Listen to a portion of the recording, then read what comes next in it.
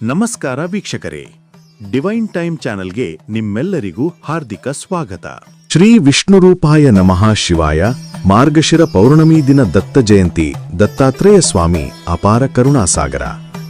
ಈ ಪವಿತ್ರ ದಿನ ದತ್ತ ಪ್ರದಕ್ಷಿಣೆ ವಿಧಾನವನ್ನು ಭಕ್ತಿಭಾವದಿಂದ ಆಚರಿಸಿದರೆ ಒಂದೇ ಒಂದು ಧರ್ಮಬದ್ಧವಾದ ಮನಸ್ಸಿನ ಕೋರಿಕೆ ನಿಶ್ಚಯವಾಗಿ ಪೂರ್ಣವಾಗುತ್ತದೆ. ಆ ಕೋರಿಕೆ ಸತ್ಯ, ಧರ್ಮಕ್ಕೆ ಅನುಗುಣವಾಗಿರಬೇಕು. ದತ್ತ ಪ್ರದಕ್ಷಿಣೆ ವಿಧಾನ.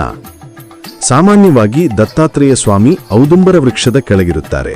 ಆದ್ದರಿಂದ ಈ ದಿನ ಔದುಂಬರ ಮರದ ಸುತ್ತಲೂ ಪ್ರದಕ್ಷಿಣೆ ಮಾಡುವುದು ಅತ್ಯಂತ ಮಹತ್ವದ್ದು.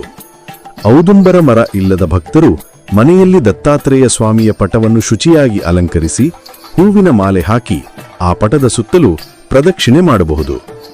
ವಿಧಾನ ಆರಂಭಿಸುವ ಮೊದಲು ಔದುಂಬರ ಮರಕ್ಕೆ ಅಥವಾ ದತ್ತಸ್ವಾಮಿಗೆ ಪ್ರಾರ್ಥನೆ ಮಾಡಿ ಈ ಶ್ಲೋಕವನ್ನು ಜಪಿಸಬೇಕು.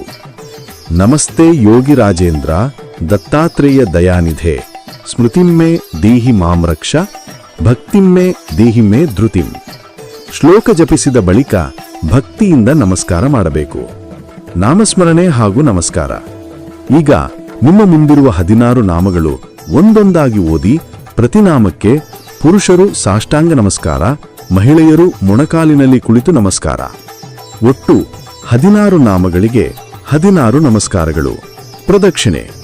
ನಂತರ ಔದುಂಬರ ಮರದ ಸುತ್ತಲೂ ಅಥವಾ ಪಟದ ಸುತ್ತಲೂ 18 ಪ್ರದಕ್ಷಿಣೆಗಳು ಮಾಡಬೇಕು. ಈ ವೇಳೆ ದತ್ತಾಯ ನಮಃ ದತ್ತಾಯ ನಮಃ ಎಂದು ಜಪಿಸಬೇಕು. 18 ಪ್ರದಕ್ಷಿಣೆಗಳ ಬಳಿಕ ಮತ್ತೆ ಶ್ಲೋಕ ಜಪಿಸಬೇಕು. ಮತ್ತೆ 16 ನಾಮಗಳು, 16 ನಮಸ್ಕಾರಗಳು, ಮತ್ತೆ 18 ಪ್ರದಕ್ಷಿಣೆಗಳು. ಈ ಕ್ರಮದಲ್ಲಿ ಒಟ್ಟು 6 ಸುತ್ತುಗಳು. ಒಂದು ಸುತ್ತು ಸಮ 18 ಪ್ರದಕ್ಷಿಣೆಗಳು, 6 ಸುತ್ತು ಸಮ 108 ಪ್ರದಕ್ಷಿಣೆಗಳು. ಇದು ದತ್ತಾತ್ರೇಯನ ಪವಿತ್ರ ಪ್ರದಕ್ಷಿಣೆ ವಿಧಾನ. ದತ್ತ ಜಯಂತಿಯ ದಿನ ಇದನ್ನು ಮಾಡಿದರೆ ಮಹಾಪುಣ್ಯ ಲಭಿಸಿ ದತ್ತಸ್ವಾಮಿಯ ಅನುಗ್ರಹ ನಿಶ್ಚಿತವಾಗಿ ದೊರೆಯುತ್ತದೆ. ಎಲ್ಲರ ಮೇಲೂ ಡಾಕ್ಟರ್ ಶ್ರೀ ವಿಷ್ಣುದತ್ತ ಗುರುಗಳ ಆಶೀರ್ವಾದ ಸದಾ ಇರಲಿ.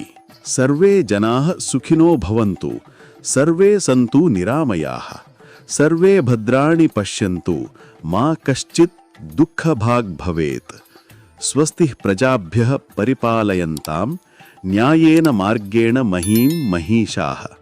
ಗೋಬ್ರಾಹ್ಮಣೇಭ್ಯಃ ಶುಭಮಸ್ತು ನಿತ್ಯಂ. ಲೋಕಾಃ ಸಮಸ್ತಾಃ ಸುಖಿನೋ ಭವಂತು.